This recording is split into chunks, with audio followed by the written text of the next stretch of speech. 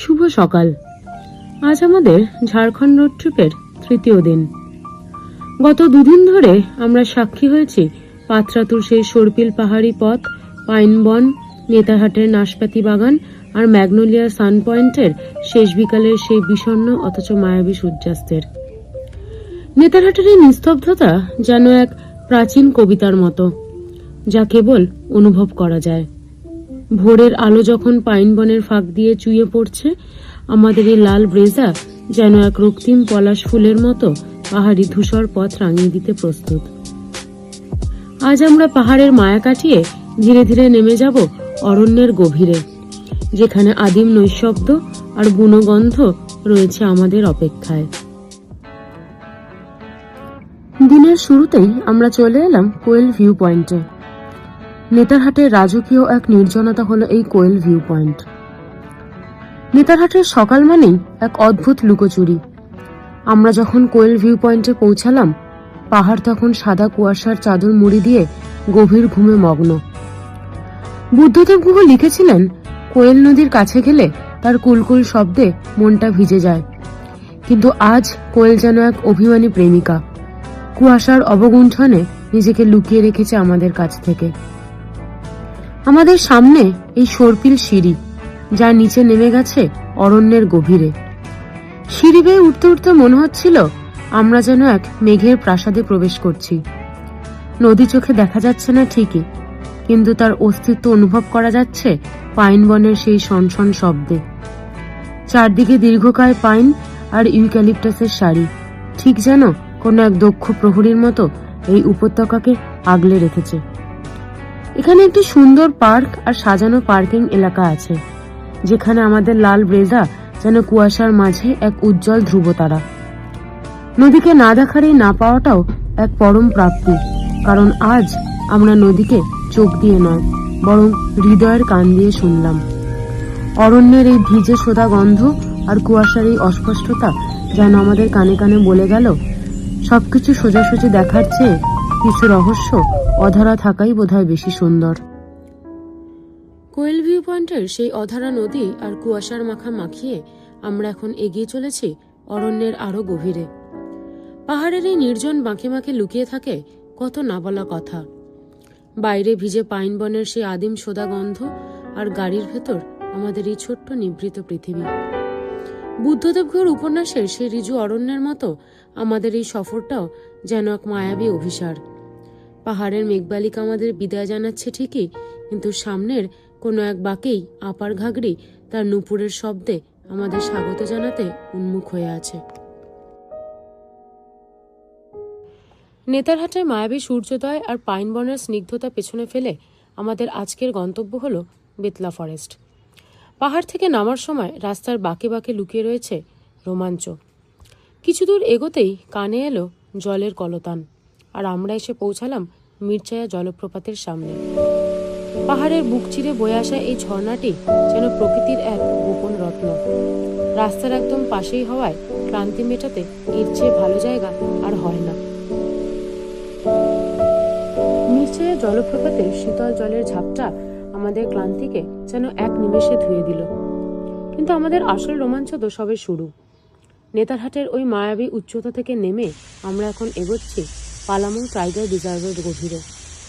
লোথ ফলসকে এবার আমরা বাদ দিলাম, কারণ পাহাড়ের সেই দীর্ঘ পথ পেরিয়ে আমাদের লক্ষ্য এখন ঘন অরণ্যের নির্জনতা। মিরচাইয়া ছাড়িয়ে গাড়ি যত বেতলার দিকে এগোচ্ছে, রাস্তার চারপাশ যেন বদলে যাচ্ছে। পাহাড়ি আঁকাবাঁকা রাস্তা, দুপাশে ঘন শাল আর মহুয়ার জঙ্গল, এই রাস্তা যেন সত্যি ক্যানভাসে আঁকা এক ছবি। এই মাহুয়াদানোর ভ্যালি বা উপত্যকা পার হওয়ার সময় মনে হয় সময় যেন থমকে দাঁড়িয়ে আছে। জানেন কি, এই নেতারহাট মালভূমির এই পাহাড়ি ঢাল দিয়েই জন্ম নিয়েছিল উত্তর কোয়েল নদী। রাঁচি মালভূমির কোল ঘেঁষে বেরিয়ে আসা এই নদী কিন্তু পুরো পালামাউ অঞ্চলের প্রাণভোমরা।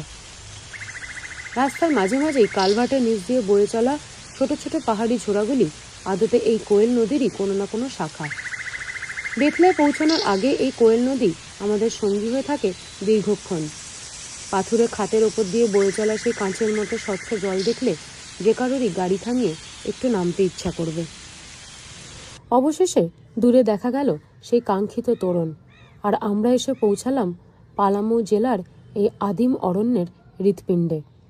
তোরণের ঠিক উল্টো দিকেই রয়েছে হোটেল পার্ক ভিউ। আমাদের আজকে রাত্রিবেলার থাকা এইখানেই। আমরা এখন দাঁড়িয়ে আছি ঝাড়খণ্ডের গর্ব বেতলা ন্যাশনাল পার্কের প্রবেশপথে। ছোটনাগপুর মালভূমির এই আদিম অরণ্য শুধু গাছপালায় ঘেরা এক টুকরো সবুজ নয়, এটি একটি ইতিহাসের সাক্ষী। 1932 সালে বিশ্বের প্রথম বাঘসুমারি বা টাইগার সেন্সাস এই বেতলাতেই হয়েছিল। 1024 বর্গ কিলোমিটার এলাকা নিয়ে বিস্তৃত এই অরণ্য আপনাকে নিয়ে যাবে এক অন্য দুনিয়ায়। আজকের পর্বে আমরা দেখে নেব বেতলার জঙ্গল সাফারি, এখানকার বন্যপ্রাণী এবং বনের গভীরে লুকিয়ে থাকা ইতিহাসের কিছু অজানা গল্প।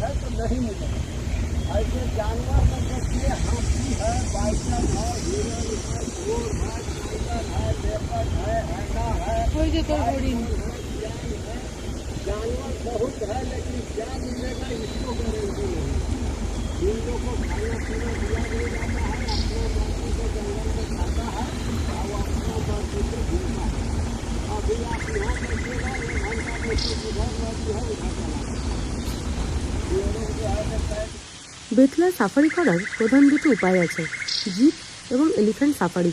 তবে বর্তমানে কেবলমাত্র জিপ সাফারিটিই হয়। প্রতিদিন দুবার করে সাফারি হয়, সকালে 6টা থেকে 10টা এবং বিকালে 3টে থেকে সন্ধ্যে 6টা পর্যন্ত। তবে ঋতুভেদে এই সময় সামান্য পরিবর্তন হতে পারে।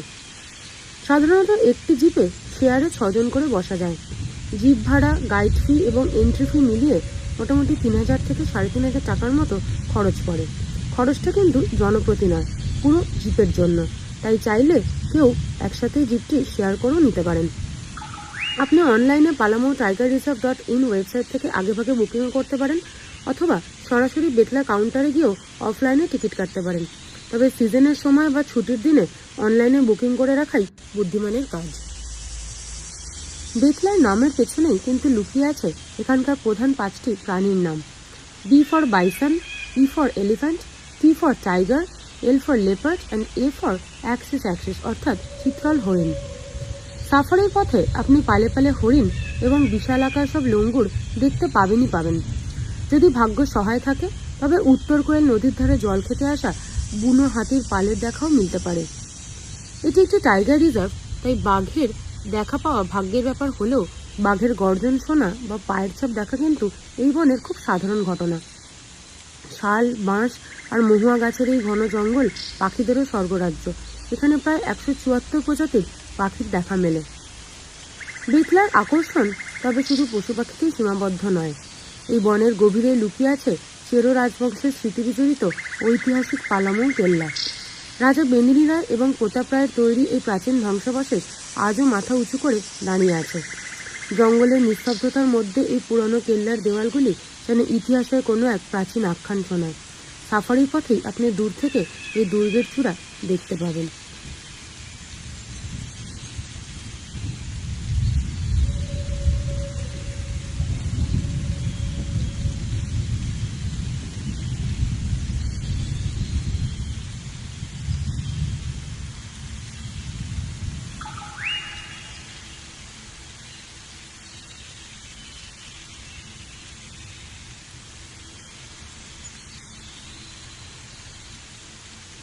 যান্ত্রিক জীবন থেকে দূরে প্রকৃতির এত কাছে নিজেকে খুঁজে পাওয়ার আনন্দই আলাদা।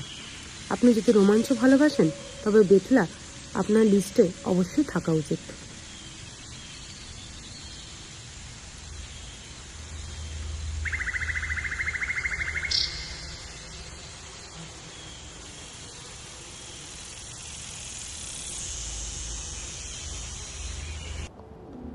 বেতলা জাতীয় উদ্যান প্রকৃতির এক স্বর্গরাজ্য।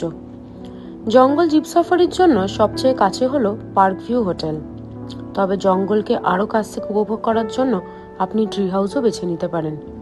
এটি কাঠের তৈরি, প্রাকৃতিক সৌন্দর্যে ঘেরা এক রোমাঞ্চকর থাকার জায়গা। এছাড়াও বন বিভাগের নিজস্ব গেস্ট হাউস বনবিহারে রয়েছে থাকার সুযোগ। বেতলায় পর্যটকদের ভিড় সবসময় লেগে থাকে, বিশেষ করে ছুটির দিনগুলোতে। তাই বেরোনোর আগে ঝাড়খণ্ড ট্যুরিজমের ওয়েবসাইট থেকে বা সরাসরি ফোনে বুকিং নিশ্চিন্ত করে নেওয়াই ভালো।